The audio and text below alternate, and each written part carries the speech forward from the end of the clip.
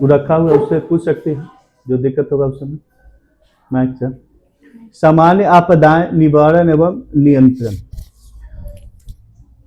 पिछले अध्याय में बच्चों पिछले अध्याय में उन आपदाओं की जानकारी की गई जो आधुनिक तकनीक के क्रम में मानवीय गलतियों के कारण घटित हुई थी, जैसे वो मानव जनित आपदाएं कहलाती थी।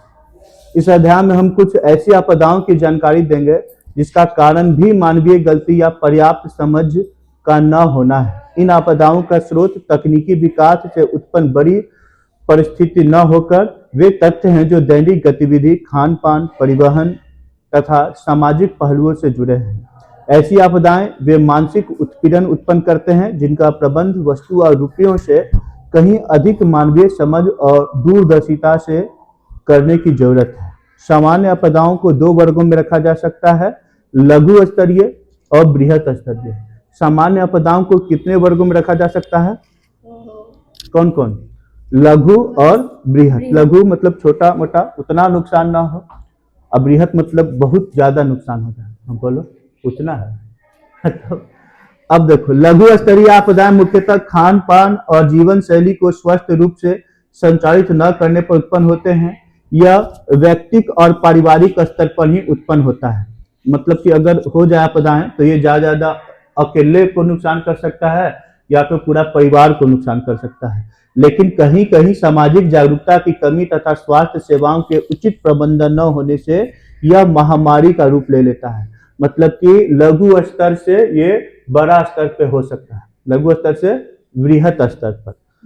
गरीब परिवार के लिए ये आपदाएं मौत का संदेश लेकर आती हैं। इसके अंतर्गत कुपाचन मतलब बढ़िया से पच्चे न खाना, कै दस्त, कै मतलब उल्टी, दस्त मतलब ज्यादा बाथरूम हो, हैजा, प्लेग, कालाजार, मलेरिया तथा तीव्र ज्वर जैसी संक्रामक अथवा महामारी जानलेवा बीमारियां हो सकती हैं।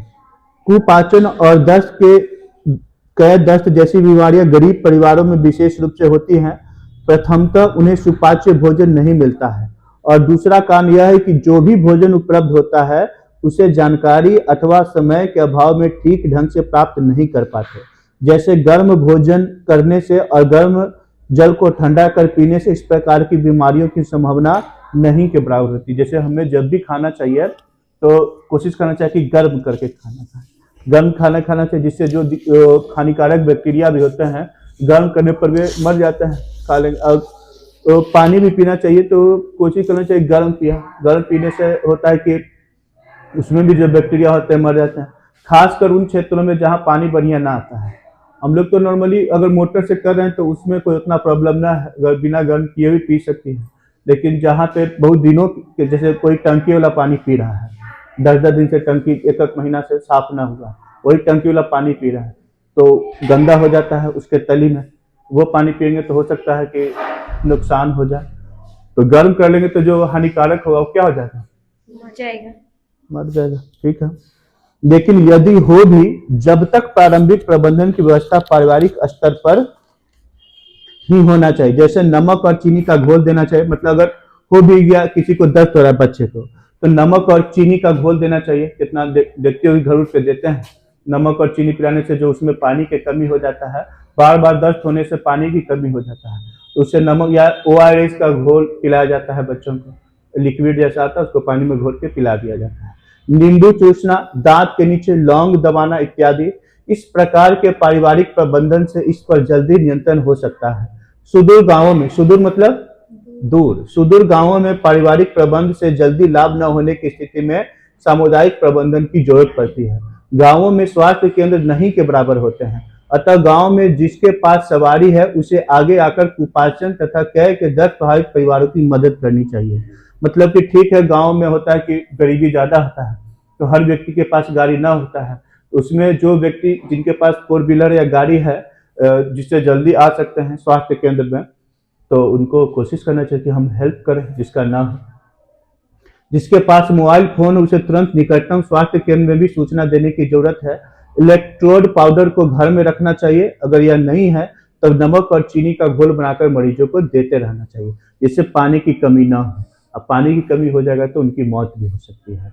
ग्राम पंचायत प्रशासन के लिए आवश्यक है कि वह समय समय पर स्वयंसेवी संस्थाओं यानी एनजीओ की मदद से प्रदर्शनी या नुक्कड़ नाटक, कभी कभी देखते हो कि मोहल्लों में नुक्कड़ 10-15 आदमी नाटक करते रहता है, किसी रोग या कोई समाज के प्रति जागरूकता लाते रहते हैं।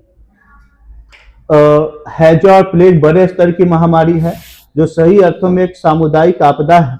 इस प्रकार की आपदा की स्थिति तब उत्पन्न होती है जब किसी रोग विशेष के मामले की संख्या अनुमान से बहुत अधिक हो जाती है। इन आपदाओं का प्रमुख कारण है रोगजनक जीवाणु या विषाणु। इसके संपर्क से आपदा फैलती है। नगरों के मलिन बस्तियों मतलब गंदी बस्तियों में और ग्रामीणों की टोली में यह आपदाएं अधिक फैलती है। इन आपदाओं के प्रबंध की विस्तृत चर्चा पूर्व के अध्याय में की जा चुकी है। कालाजार और तीव्र ज्वर मतलब बहुत तेज बुखार लगभग एक प्रकार की आपदा है। कालाजार और तीव्र ज्वर की स्थिति में मरीज को जबरदस्त कपकपी होती है, देह भी गर्म हो जाता है कालाजार में और तीव्र ज्वर में, और कपकपी मतलब थरथराया लगता है। गंदा भोजन और गंदे जल के वातावरण में रहने से ये दोनों बीमारियां तेजी से फैलती है। कालाजार में लंबी अवधि तक तीव्र ज्वर का प्रभाव होता है। कालाजार में बुखार बहुत ज्यादा देर तक रहेगा।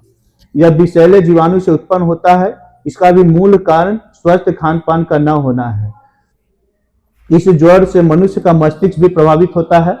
तीव्र ज्वर में भी लगभग यही स्थिति होती है। सामान्य तीव्र ज्वर ऐसे संक्रमण का परिमाण होता है जिस पर प्रारंभिक उपचार के बाद नियंत्रण पाया जा सकता है, लेकिन कालाजार की स्थिति में बड़े स्तर के स्वास्थ्य केंद्र में जाने की जरूरत होती है, क्योंकि कालाजार से बचाव की चिकित्सा लंबी अवधि की होती है और मरीज को अस्पताल में रखना होता है।